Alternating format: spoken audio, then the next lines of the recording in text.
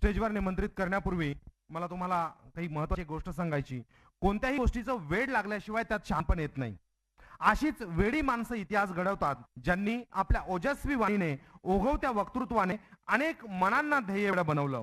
शिवशंभू आणि जिजाऊ या दैवतांचा जयघोष ज्यांच्या व्याख्यानातून ऐकताना सह्याद्रीच बोलल्याचा भास होतो. पेशाने भौतिकशास्त्राचे म्हणजे फिजिक्सचे प्राध्यापक, पण केमिस्ट्री जुळली इतिहासाची आणि गड किल्ल्यांची, आणि त्यातून निर्माण झाला सह्याद्रीच्या कुशीतला एक वक्तृत्वाचा धबधबा. जोरदार टाळ्यांनी स्वागत करूया इतिहास अभ्यासक ओजस्वी वक्ते आदरणीय नितीन बानवे पाटील.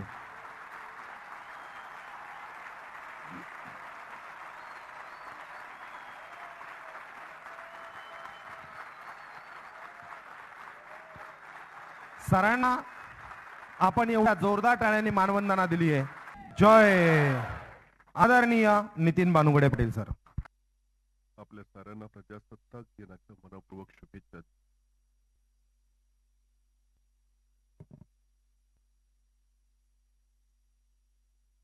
महाराष्ट्र हे या प्रजासत्ताक देशाचं तिसरं मोठं राज्य आणि महाराष्ट्राचं पोलीस खातं हे देशातलंच नव्हे तर जगातलं सर्वोत्तम पोलीस खातं आहे.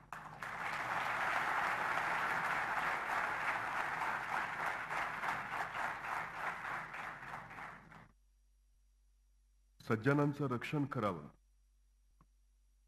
आणि दुर्जनांवर नियंत्रण ठेवावं, त्यांचा नायनाट करावा, या ब्रीदवाक्यानं दिवसाचे 24 तास अव्याहतपणे कार्यरत असणारा हा पोलीस, दिवाळी असू दे किंवा दसरा, ईद असू दे अथवा बुद्ध जयंती, ज्यांचे सारे सण रस्त्यावर साजरे होतात, इतरांच्या सोहळ्यांचा बंदोबस्त करता करता स्वतःच्या वैयक्तिक सोहळ्यांकडे मात्र दुर्लक्ष होत राहतं.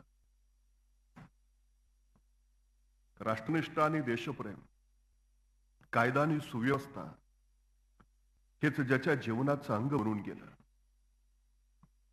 इतरांच्या आंदोलनाचा बंदोबस्त त्यांनी 1000 वेळा केला, पण स्वतःसाठी आयुष्यात एकदाही आंदोलन करणारा हा पोलीस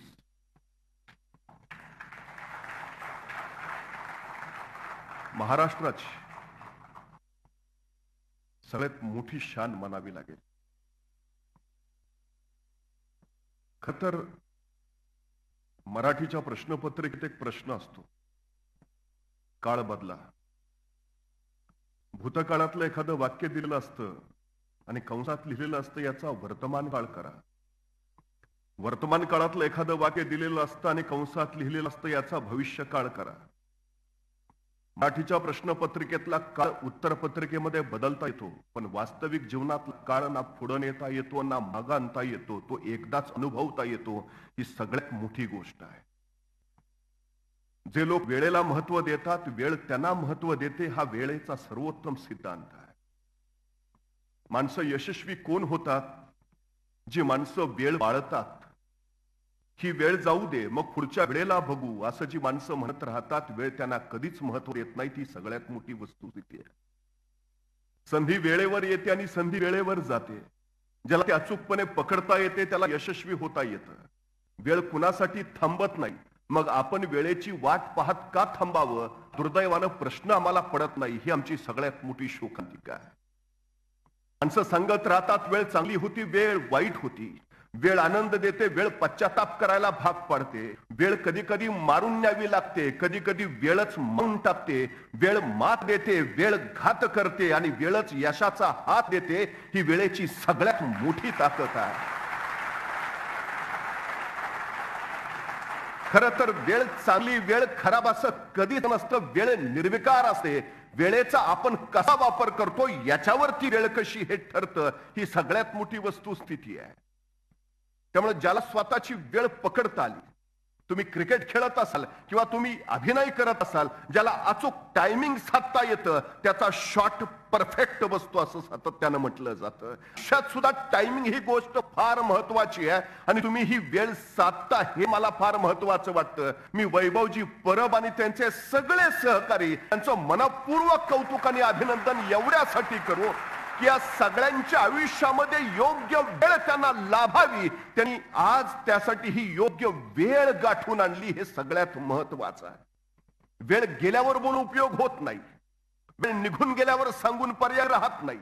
योग्य वेळी योग्य दिशादर्शन होणं हे अत्यंत गरजेचं असतं. ही सगळ्यात महत्वाची गोष्ट आहे. खरं तर एकदा ध्येय ठरलं की मग वेळेचं योग्य नियोजन करता येतं. ज्याला वेळेचं नियोजन करता आलं त्याला आयुष्याचं यश मिळवता येतं. ही सगळ्यात महत्वाची गोष्ट आहे. आईन्स्टाईन असं सांगतो की मला 1 तासाचं काम करायला सांगितलं तर त्या कामाच्या नियोजनासाठी मी 50 मिनिटं खर्च करीन आणि त्या 50 मिनिटात केलेल्या नियोजनाच्या बळावर ते 1 तासाचं काम मी फक्त 10 मिनिटात पूर्ण करेन. तुम्हाला यश मिळवायचं आहे म्हणून खरं तर आज वैभवजी परब आणि त्या सहकार्याने आयोजित केलेला हा नियोजनाचा 50 मिनिटाचा वेळ आपण गृहीत धरला तरी काही हरकत नाही. ही सगळ्यात महत्वाची गोष्ट आहे. खरं तर नागासाकीवर अणुबॉम्ब झाले, जपान बेचिराग झाला. अनेकांनी असं सांगितलं आता जपानला यातून उभा राहायला काही वर्ष लागतील, पण अवघ्या काही दिवसात जपान पुन्हा पहिल्यासारखा उभा राहिला. याचं कारण जपानच्या माणसाने ओळखलेलं वेळेचं महत्व ही सगळ्यात महत्वाची गोष्ट आहे. त्यामुळे ज्याला वेळ कळाली त्यालाच यशासाठी वेळ मिळाली. ही सगळ्यात महत्वाची गोष्ट.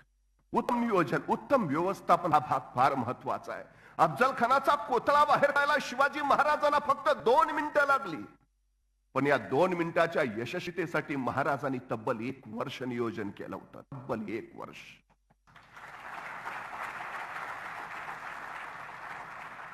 चला नवी पिढी घडवूया. हे शिबिर म्हणजे त्या 2 मिनिटाच्या यशस्वीतेसाठी केलेलं हे नियोजन आहे. सगळ्यात महत्वाची गोष्ट असते एकदा ध्येय ठरलं की मग चालायला सुरुवात होते. तुम्ही ध्येय ठरवलंय, मला त्याचा सगळ्यात जास्त आनंद आहे. एका शेतकऱ्याला विचारलं यंदाच्या हंगामात गहू पेरला आहे का? शेतकरी म्हणाला यंदा पाऊस कमी पडायची शक्यता आहे त्यामुळे गहू पेरला नाही. म्हटलं ठीक आहे, मग यंदा मका तरी लावला आहे का? तो म्हटला यंदा मक्यावर पडायची संभावना आहे त्यामुळे मकाही लावला नाही. अरे मग म्हणे यंदा पेरलं तरी काय आहेस? नाही कुठला धोकाच नको म्हणून काही पेरलंच नाही. अरे तू जर पेरलंच काही नाही तर तुला मिळणारच काही नाही. ही सगळ्यात महत्वाची गोष्ट आहे. तुला जर काय मिळवायचं असेल तर सगळ्यात तुला आधी काहीतरी करावं लागेल, पेरावं लागेल. जी माणसं पेरतात ती माणसं पिकं मिळवतात. ही सगळ्यात मोठी वस्तुस्थिती आहे. मला तुमच्या सगळ्यांचं अभिनंदन एवढ्यासाठी करायचं आहे. अपघात होईल म्हणून गाड्या रस्त्यावर न आणणारी माणसं ध्येयापर्यंत कधी पोहोचूच शकत नाहीत. ध्येयावर पोहोचायचं असेल तर गाड्या रस्त्यावर आणाव्याच लागतील. तुम्ही गाड्या रस्त्यावर घेऊन आला आहात म्हणून तुमचं कौतुक आहे. तुमचं ध्येय ठरलोय मला महाराष्ट्राची सेवा करायची आहे. होय मला महाराष्ट्रात कायदा सुव्यवस्था राखायची आहे. होय मला माझं योगदान द्यायचं आहे. ध्येय ठरलंय. पेरायला सुरुवात झाली आहे. कर्तृत्वाची गाडी तुमची रस्त्यावर आली आहे. तुमचं कौतुक यासाठी आहे. आता चालायला सुरुवात कराल, पण कुठल्या दिशेला जायचं? दशा बदलायची असेल तर दिशा माहिती करून घ्यायला हवी. ज्यांना दिशा कळते त्यांची दशा होत नाही. हे सगळ्यात महत्वाचं आहे. रस्त्यावर उतरल्यावर चालायला सुरुवात करण्यापूर्वी पहिल्यांदा योग्य दिशा शोधा. कुठली दिशा? मला पोलीस भरतीची परीक्षा द्यायची आहे. 5 पेपर आहेत. मराठी आहे, इंग्रजी आहे, बुद्धिमत्ता आहे, सामान्य अध्ययन आहे, चालू घडामोडी आहे. या दिशेला मला जायचं आहे. शारीरिक क्षमता मला वाढवायचं आहे. क्षमतेचे निकष हे आहेत. उंची एवढी हवी, छाती फुगवून एवढी हवी. हे सगळं ठरवायला हवं आणि मग त्या दिशेनं प्रवेश करायला हवा. त्या दिशेनं पुढं जायला हवं. पण हे माहिती नसतं तर कितीही चालला तरी उपयोग काहीच नाही. एक सदग्रस्त रस्त्याने चालता एका रिक्षावाल्याला थांबून म्हणाला मला बस स्टँडवर जायचं आहे, किती घेशील? रिक्षावाला म्हणाला 100 आहे. तो म्हणाला 100 रुपये? जाऊ दे, माझा चालतच जातो. रिक्षा सोडून दिली, चालत निघाला. बराच वेळ चालत राहा आणि बराच वेळ चालत राहिल्यानंतर त्याला पुन्हा तोच रिक्षावाला दिसला. त्याने परत रिक्षावाल्याला थांबवलं. अरे आता मी बराच अंतर पुढे चालून आलोय, आता स्टँडवर किती पैसे घेशील? रिक्षावाला म्हणाला 200 रुपये. अरे मगाशी भेटलो त्यावेळी 100 रुपये म्हणाला. आता तर मी बरंच अंतर कापून पुढे आलोय, आता 200 रुपये कसे? रिक्षावाला म्हणाला तुम्ही बस स्टँडच्या विरुद्ध दिशेनं चालत पुढे आलाय.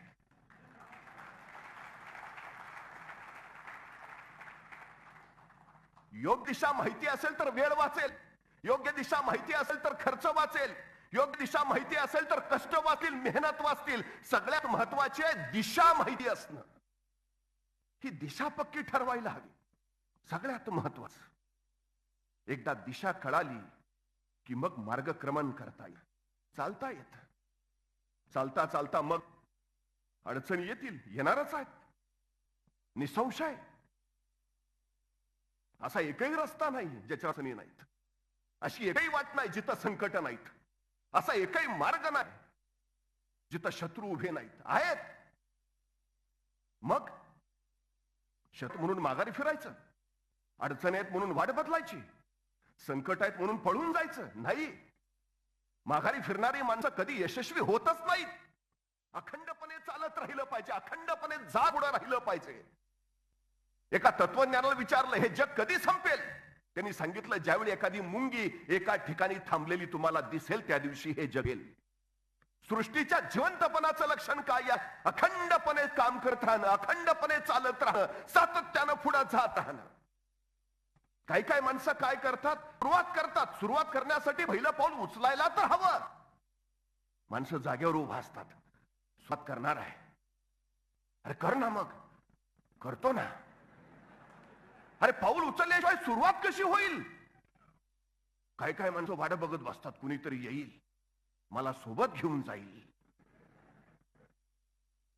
एका माणसानं सांगितलं 4 किलोमीटर जायचंय पण वेळ रात्रीची आहे, अंधारात कसं जाऊ? दुसरा सज्जन भेटला, असं कर, जाताना कंदील बरोबर घेऊन जा.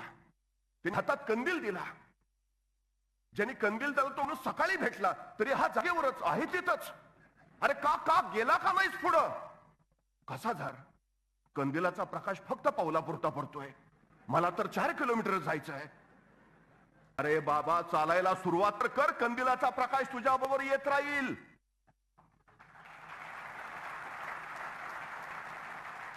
अडकून राहतो, बसून राहतो, थपकून राहतो. एक गोष्ट कायम लक्षात ठेवा, तुमचा उद्धार कला या जगात दुसरं कुणीही येणार नाही, तुम्हाला तर कुणीही पुढे घेऊन जाणार नाही. सगळ्यात महत्वाचा नियम आहे, या जगात तुमचा विजय फक्त तुम्हीच करून देऊ शकता आणि या जगात तुमचा पराभव फक्त तुम्हीच करू शकता, दुसरा कुणीहीचा पराभव करू शकत नाही. माणसं कारण सांगत राहतात, असं झालंय तर मी केलंच असतं. तू बोलूच नको.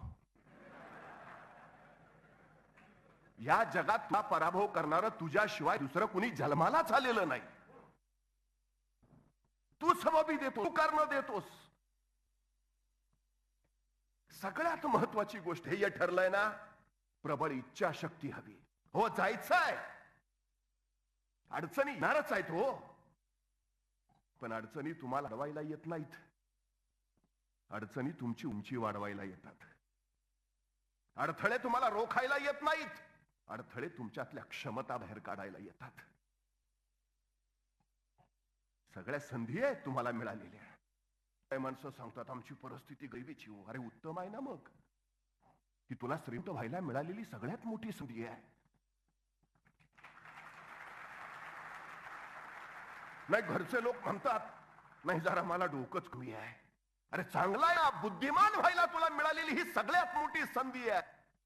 आपल्यातल्या कमतरता समजू नका, त्या कमतरताना संधी माना, म्हणजे त्यांचं बलस्थानात रूपांतर करता येतं. ठरलंय ना ध्येय, आम्ही सातत्यानं सांगत राहतो आमची परिस्थिती अशी, आमचं असं तसं. का हो पोलिसांची मुलं मोठी होत नाहीत? मला माहिती आहे, पुणे जिल्ह्यातल्या खेड तालुक्यातल्या कोथळे गावामध्ये एक कुटुंब राहत होतं. रमोजीराव गायकवाड आणि त्यांच्या पत्नी जिजाबाई गायकवाड. 4 अपत्य. ह्या जिजाबाईंचे शेवटचं अपत्य म्हणजे शिवाजी गायकवाड. वडिलांना नोकरी मिळाली बेंगलोरला, आणि पुणे जिल्ह्यातल्या खेड तालुक्यातल्या कोथळे गावचं हे गायकवाड कुटुंब बेंगलोरमध्ये स्थायिक झालं. पण दुर्दैवानं आई जिजाबाई निधन झालं. वडील हवलदार, वडिलांच्या पगारात घरचं साधेना जमेना. 4 अपत्यांची हेळसांड व्हायला लागली, कसरत करावी लागली वडिलांना. शिवाजी छोटा होता पण जाण होती, वडिलांची अवस्था त्याला पाहावत नव्हती. हे कुटुंब सावरण्यासाठी वडिलांच्या बरोबरीनं आपण हे काम केलं पाहिजे असं त्याला वाटू लागलं.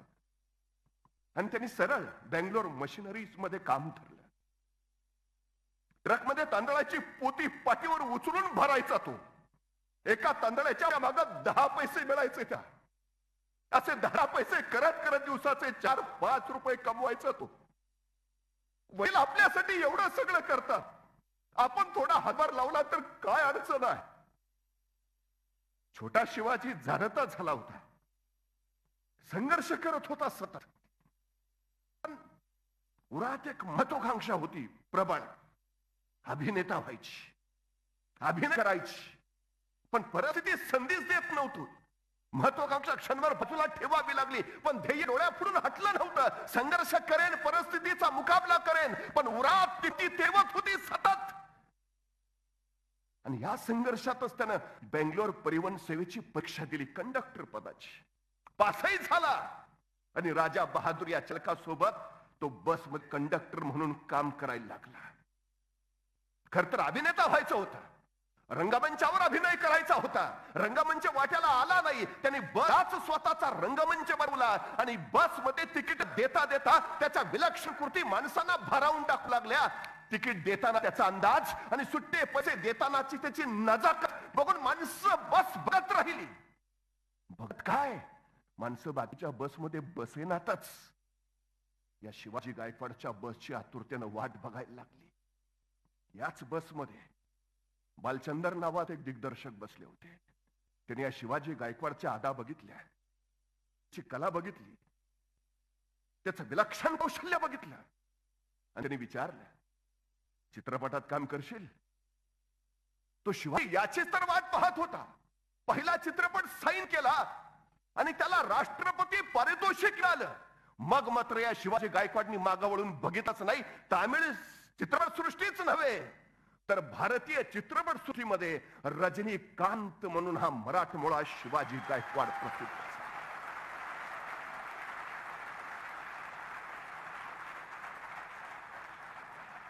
संघर्ष तर सगळ्यांना करावा लागलाय, अडचणी सगळ्यांच्याच समोर आलेत.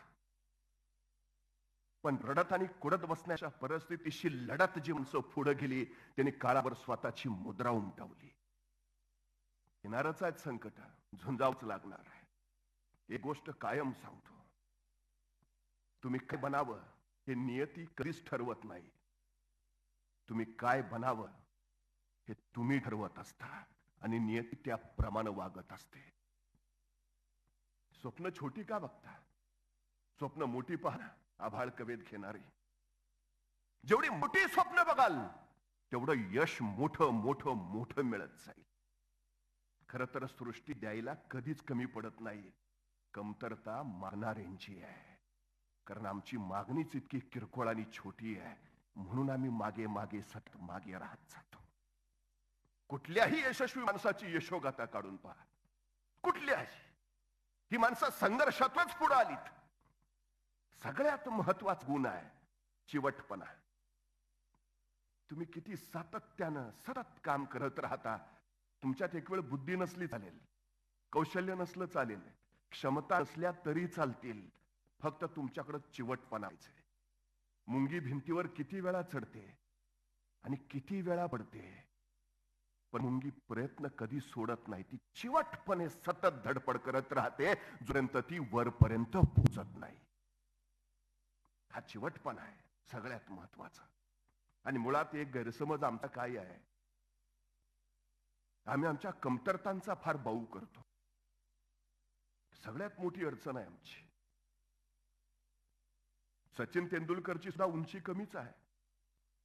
वेस्ट इंडिजचे बॉलर जर बघितले गोलंदाज तर 6-6.5 फूट उंच. अशा लोकांच्या गोलंदाजीवर खेळायला फलंदाज सुद्धा तेवढ्याच उंचीचा हवा. प्रस्थापित क्रिकेटचं ते गणित होतं. पण माझी उंची कमी आहे, आता मी कसा क्रिकेट खेळू? तेंडुलकर रडत बसले. त्यांनी त्याच उंचीचा फलंदाजीमध्ये अचूक वापर केला. आपल्या तर त्याला बलस्थान बनवलं आणि उंच उंच धीप असणाऱ्या गोलंदाजाची धुलाई केली. त्यांची कमी उंची हीच त्यांच्या आयुष्यातल्या यशाची उंची वाढवणारी ठरली. कशाला कारण सांगता हे नाही ते नाही. आपल्या कमतरताना बलस्थान बनवायला शिका, हे सगळ्यात महत्वाचं आहे. काय काय माणसं आतापासून सुरू करतील, मग ते छाती फुगून एवढी व्हायला पाहिजे, मग ते कसं काय जुळायचं आपल्याला? मग ते उंची एवढी पाहिजे. या जगात अशक्य असं काही नाही, काहीच नाही. आणि ज्यांच्या शब्दकोशात अशक्य हा शब्द आहे त्यांच्या हातून आयुष्यात काहीच होत नाही. सगळ्यात महत्वाची गोष्ट आहे ती.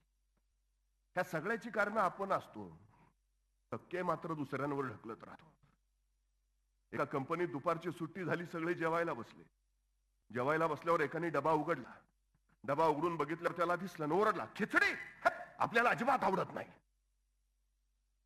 पण खाल्ली निमूटपणे, करतो काय? दुसऱ्या दिवशी परत सगळ्यांबरोबर जेवायला बसला, परत डबा उघडला. डबा उघडून बघितला, डब्यात परत खिचडी. खिचडी आपल्याला अजिबात आवडत नाही, वैताग आलाय नुसता. खिचडी खिचडी रोज खिचडी, खाल्ली निमूटपणे. तिसऱ्या दिवशी परत ऑफिसला आला, परत सहकाऱ्यांबरोबर जेवायला बसला, परत डबा उघडला, त्यात बघितला परत खिचडी. अरे काय कटकट आहे राव, रोज खिचडी खिचडी खिचडी, वैताग आलाय नुसता. तसा तर शेजारी म्हटला, हिथं कुरकुर करून काय उपयोग आहे का?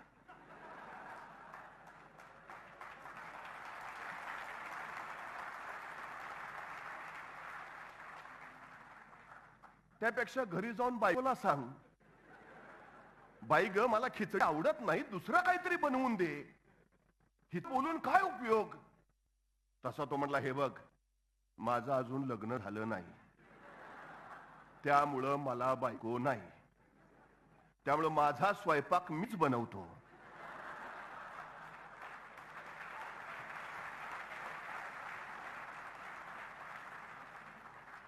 आणि मला खिचडी शिवाय दुसरं काही बनवता येत नाही.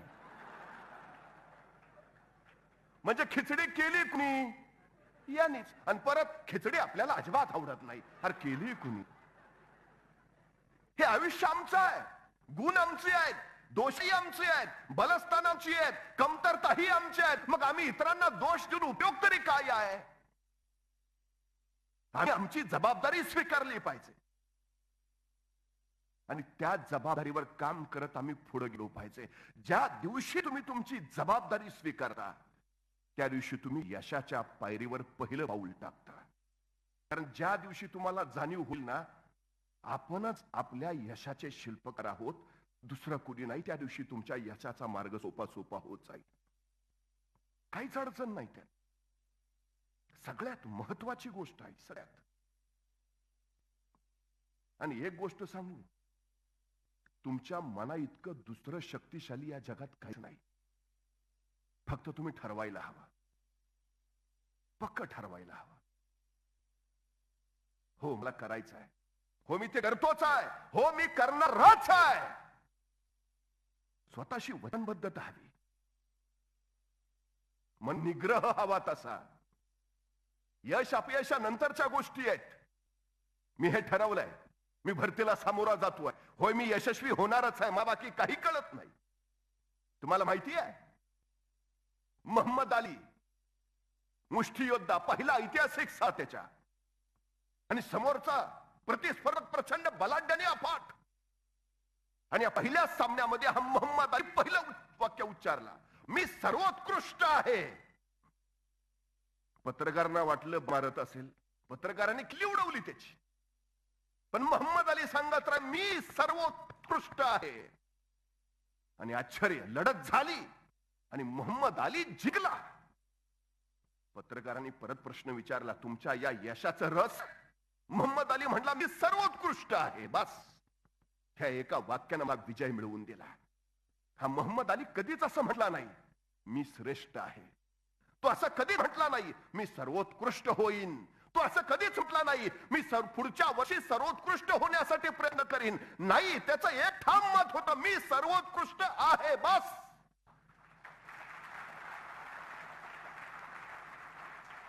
स्वतःला ओळखायला शिका ना आधी.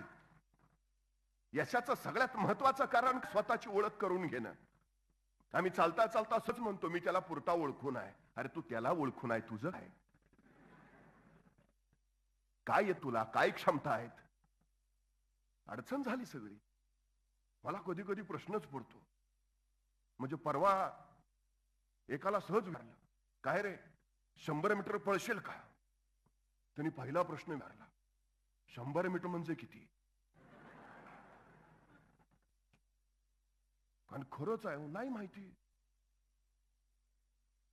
त्याच्या आधी मी एकाला विचारलेलं, काय रे खेळ खेळतो? नाही म्हटलं, सगळे खेळ खेळतो, फुटबॉल खेळतो, व्हॉलीबॉल खेळतो, क्रिकेट खेळतो, बॅडमिंटन खेळतो. म्हटलं एवढे सगळे खेळ खेळतो, दिवसभर मैदानावरच असतोस काय? तो मला मैदानावर नाही, मोबाईलवर खेळतो. आता मोबाईलवर खेळणाऱ्या पोरांना 100 मीटर कसे कळायचे? मग मी त्याला सांगितलं, बाबा रे इथून इथपर्यंत म्हणजे 100 मीटर पळशील का? एवढं? अरे एवढं कुठं, एवढंच तर आहे. जमेल का? बघतो प्रयत्न करून. अरे 100 मीटर पळायला काय प्रयत्न करायचे? सहज चुटकीचं काम आहे. मला काय, माझं मला माहिती. बर मला एक सांग, ते 100 मीटर पळायला तुला किती वेळ लागेल? त्यांनी 2 मिनिटं विचार करण्यात घालवली. ते सांग ना, म्हटलं 100 मीटर पळायला किती वेळ? 5 मिनिटं तरी लागतील. अरे ऑलिम्पिकचं रेकॉर्ड 9 सेकंदाचं आहे. हुसेन बोल्ट 9 सेकंदात 100 मीटर पळतो, तू 5 मिनिटं काय सांगतोय? माझं मला माहिती आहे. अरे बाबा प्रयत्न तर कर. नाही हो, मला माहिती आहे ना. अरे तू कृती तर कर, बघू ना काय होत आहे. नाही हो, मला माहिती आहे. पण तेवढ्यात त्याचा मिळवणारा पळ कुत्रा पिसाळलाय. एवढ्या भयान वेगानं पळत सुटला, 7 मिनिटात 7 सेकंदात 100 मीटर.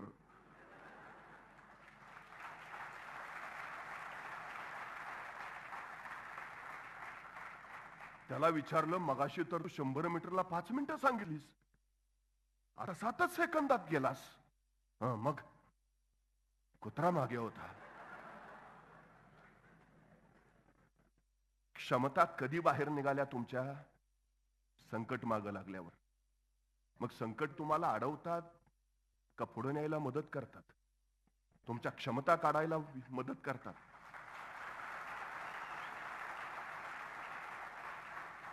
म्हणजे मुळात तुमच्यात क्षमता आहे, तुम्हाला माहिती नाही, ही सगळ्यात मोठी अडचण आहे. स्वतःच्या क्षमतांची ओळख करून घ्या, सगळ्यात महत्वाची. तुमच्यात क्षमता आहेत, पुरेपूर आहेत. आणि जोपर्यंत संकट येत नाही, जोपर्यंत तुम्ही परीक्षा देत नाही, जोपर्यंत तुम्हाला एखाद्या गोष्टीचा मुकाबला करावा लागत नाही, तोपर्यंत त्या क्षमता, तुमची कौशल्य बाहेर येत नाहीत. ही सगळ्यात महत्वाची गोष्ट आहे. तुम्ही किती वेळा पडता याला अजिबात महत्व नाही, तुम्ही किती वेळा उभा राहा हे फार महत्वाचं आहे.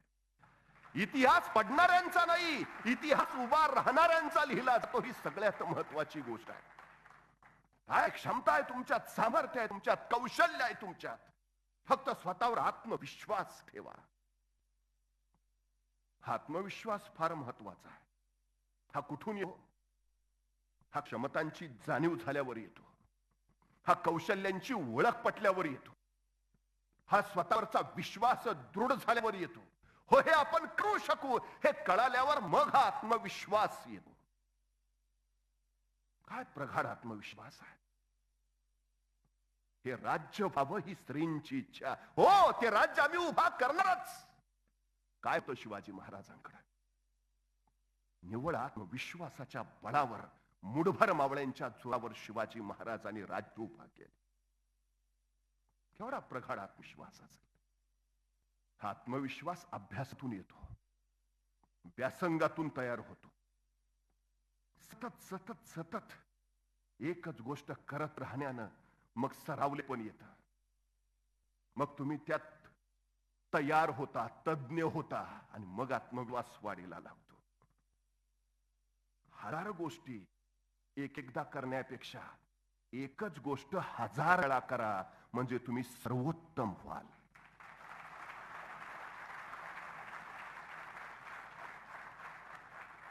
आमची अडचण काय माहिती आहे? एकदा हे करू, एकदा ते करू, ते बघतो करून, ते जमतंय का? एक ना धड भराभर चिंध्या. 1000 गोष्टी एकदा करून बघू नका. एकच गोष्ट 1000 वेळा करा, म्हणजे तुम्ही त्यात तरेच व्हाल, पक्के तयार व्हाल, सर्वोत्तम व्हाल. ही सगळ्यात महत्वाची गोष्ट आहे. हे सतत सतत सतत कोसळत राहणं दगडालाही फोडू शकतं. तुम्ही कधी बघितलं असेल पाण्याचा एकच थेंब सतत सतत सतत पडत राहतो आणि जिथं पडतो ते दगडालाही फोडून टाकतो. हे सतत आहे, चिवटपणा याला म्हणायचं. हा मनोनिग्रह आहे, ही वचनबद्धता आहे स्वतःच्या कामाशी, स्वतःच्या निष्ठेशी. हा मनोनिग्रह पहिल्यांदा करता यायला हवा. या मनोनिग्रहालाच दुसरं नाव आहे निर्धार. ठरलंय ना तुमचं? जिंकणार, मी यशस्वी होणारच, हा निर्धार असायला हवा. निर्धार तुमच्या वाट्याला कधीही हार येऊ देत नाही.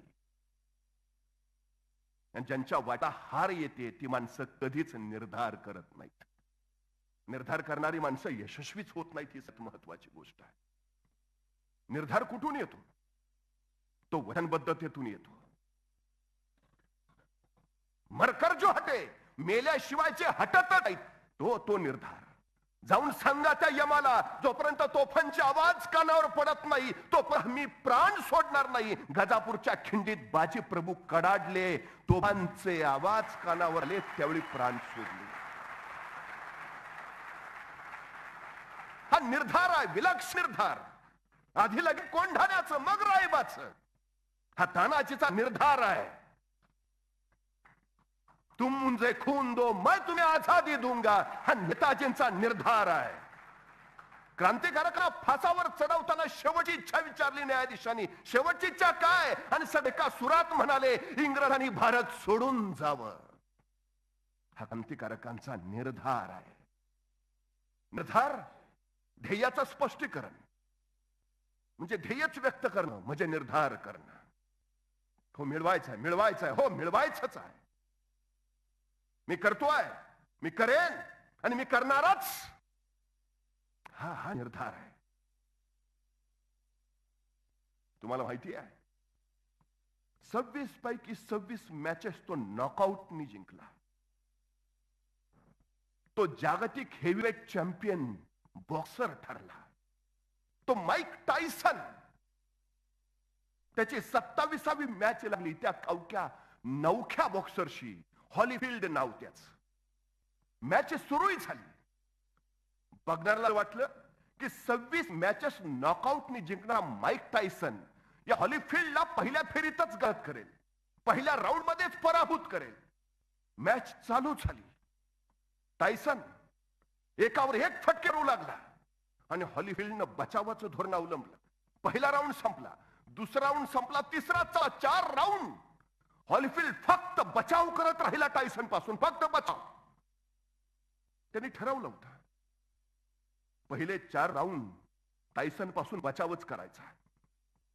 ह्या 4 राऊंड मध्ये तो टायसनची शैली समजून घेणार होता, त्याचे फटके समजून घेणार होता, त्याचे डावपे समजून घेणार होता, त्याची बलस्थानं ओळखणार होता आणि त्याच्या कमतरताही ओळखून घेणार होता. 4 राऊंड त्यांनी घालवले. हॉलीफील्ड फक्त बचाव करत राहिला टायसन पासून 4 राऊंड. 5वा राऊंड सुरू झाला. आता हॉलीफील्ड स्वतः आक्रमकाच्या भूमिकेत उतरला. नॉकआउट सुरू झाले, फटक्यावर फटके चालू झाले आणि आता एका क्षणी हॉलीफील्डनं संधी गाठली, वेळ साधली. एक जबरदस्त फटका टायसनवर बसला आणि त्या एका फटक्याने टायसन कोसळला असा की परत उठलाच नाही. त्यांचा प्रचंड कडकडाट सुरू झाला. 26 मॅचेस नॉकआउटने जिंकणारा जागतिक हेवीवेट चॅम्पियन माईक टायसन याचा पराभव एका नवख्या बॉक्सरने केला. हॉलीफील्ड सगळी प्रेक्षक गॅलरी आश्चर्यचकित झाली आणि त्या गॅलरीतल्या एका प्रेक्षकानं हॉलीफील्डला प्रश्न विचारला, या विजयानं तू आमच्यासारखाच आश्चर्यचकित झाला असशील. आणि हॉलीफील्ड संतापला. यात आश्चर्यण्यासारखं काय आहे? हा प्रसंग मी रोज पाहतोय, रोज. फक्त तो आज प्रत्यक्षात घडला एवढंच.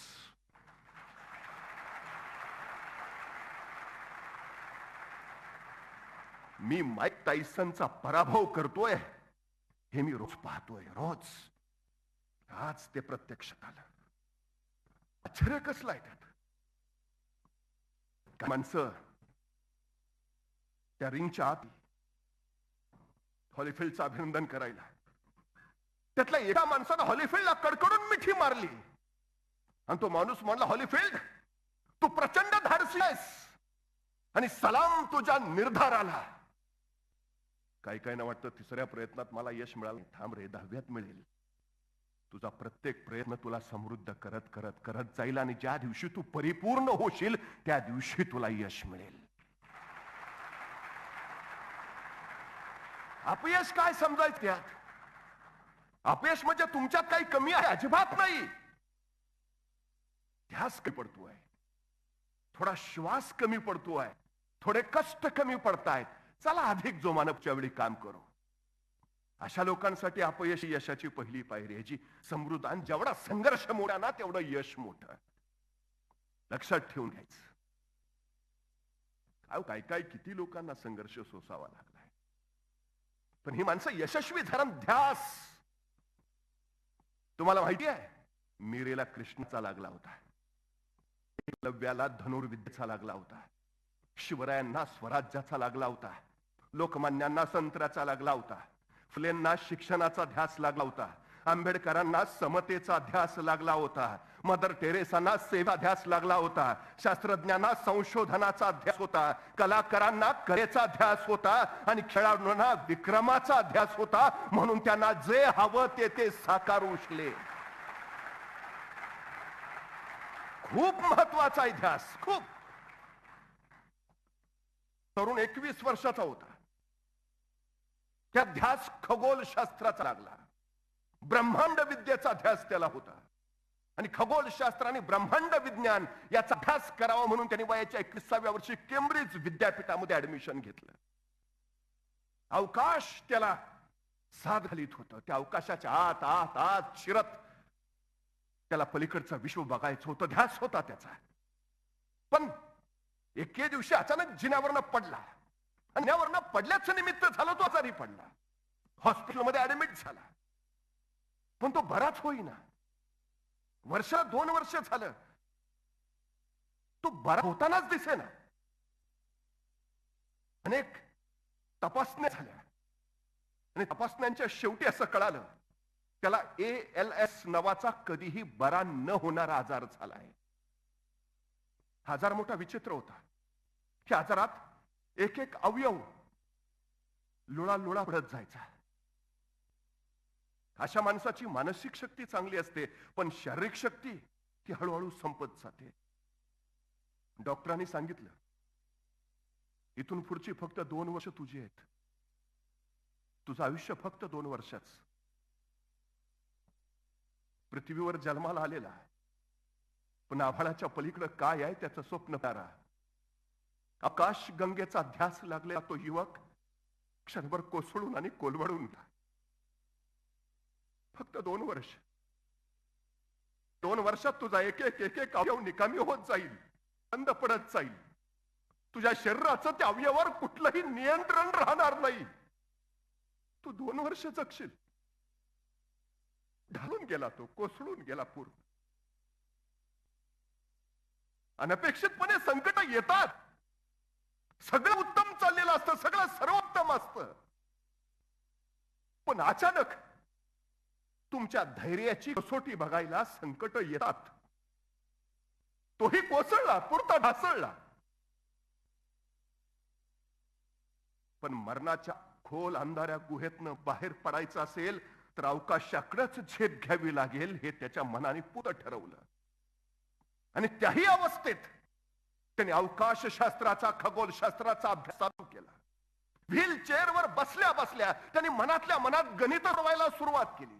मनातल्या मनात त्यांनी अनेक सिद्धांत तयार केले, ते कागदावर उतरवले. आणि बघता बघता पुंड यामिकी आणि सापेक्षवादाच्या सिद्धांताला एकत्र करून त्यांनी महाएकीकृतचा सिद्धांत मांडला आणि प्रचंड प्रसिद्धी त्याला मिळाली. जगभराचे अनेक गौरव त्याला मिळाले. शरीर साथ देत नाहीये, एक एक अवयव लुळा पडत चाललाय आणि व्हीलचेअरवर बसून हा अंतरिक्षाची सैर करतोय. पुंज यामिकी सापेक्षवादाच्या सिद्धांताला एकत्र करून या विश्वाला सगळ्यात मोठं भाग्यशाली ठर विज्ञान समर्पित करतोय, महाएकीकृत सिद्धांताच. हे सगळं चालू होतं तोपर्यंत जवळपास 75% अवयवाने काम बंद केलं होतं. लुळं पडलं होतं शरीर. त्यातच त्याला निमोनिया आला आणि प्रकरण शस्त्रक्रियेवर गेलं. त्याच्या श्वास नलिकेला छिद्र पाडलं आणि डॉक्टरांनी शस्त्रक्रिया केली. पण या शस्त्रक्रियेत त्याचा आवाज गेला तो कायमचा. त्याच्या कंठातून परत स्वरच बाहेर आला नाही. त्यातूनही तो ढासळला, कोसळला. त्याचं मन सतत वेध घेत होतं अवकाशात. आपल्या शरीराला बाजूला सारलं, मनाची शक्ती एकवटली. लुळा पडलेल्या शरीराकडे पुरता दुर्लक्ष केलं आणि त्यांनी कृष्ण विवरणचा अभ्यास चालू केला. व्हीलचेअरवर बसून संगणकाच्या साह्यानं जगाचे डोळे दिपतील असं संशोधन त्यांनी जगापुढे मांडलं. मरण दारात असताना यमालाही तिथंच ठेवून आकाश गंगेत झेप घेणारा हा स्टीफन हॉकिंग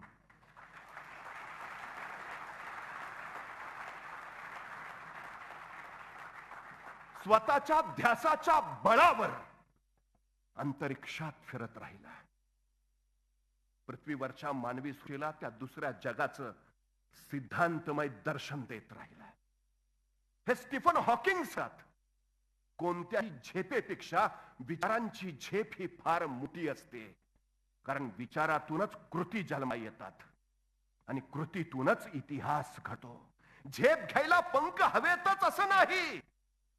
तुमच्याकडे फक्त ध्यास असला तरी पुष्कळ आहे. तुम्ही हवी तशी झेप घेऊ शकता. फक्त ध्यास असू द्या. तो श्वासाशी जोडला जाऊ द्या. मग यश तुमची वाट पाहत तुमच्या दारात उभं राहील. यशाला शॉर्टकट नाही, तसं कष्टालाही दुसरा पर्याय नाही. तुमच्यात सारं आहे, सारं आहे. शरीर लुळं पडलं असताना स्टीफन हॉकिंग जर आकाशात झेप घेत आहेत,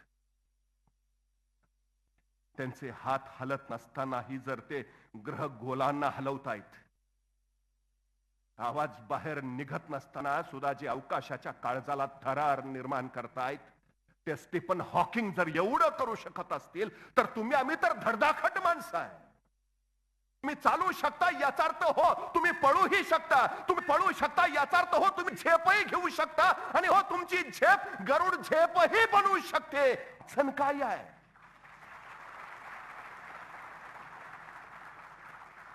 ध्यास ठेवा, ध्यास. चालत राहा. चालता येत नसेल पळत राहा. पळता येत नसेल झेपावत राहा. झेपावता येत नसेल घसरत जा, सरपटत जा, रांगत जा. पण जा. जोपर्यंत यश गाठत नाही तोपर्यंत चालत राहा. मला खात्री आहे तुमच्या या ध्यासाच्या बळावरच तुम्हाला हवं ते यश तुम्ही मिळवू शकाल. मोठमोठी स्वप्न सत्यामध्ये उतरवू शकाल. आपल्या सगळ्यांना मनपूर्वक शुभेच्छा देतो. आपल्या सगळ्यांची रजा घेतो. एबीपी माझा, उघडा डोळे बघा नीट.